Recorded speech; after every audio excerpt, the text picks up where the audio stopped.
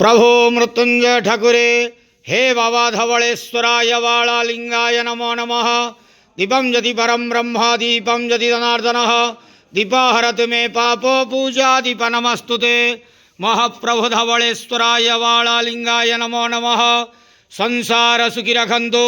आज पौष मासर शुभ सोमवार रे समस्त श्रद्धालु भक्त मान को आश्रीपद करंतु मनस्कामना पूर्ण करंतु कर्म क्षेत्र उन्नति करंतु ग्रहरिष्ट खंडन करंतु जगतर मंगल करंतु विश्वर कल्याण करंतु आपणकर नाम विख्यात करंतु सेवकर डाक श्रवण करंतु समस्त गुआवसा भक्त मानकर मनस्कामना पूर्ण करंतु। जो जो भक्त माने आपण पाखरे मानसिक रखिछंती तांक मानसिक शीघ्राति शीघ्र पूरण करंतु। हे बाबा धवळेश्वराय वाळा लिंगाय नमो नमः।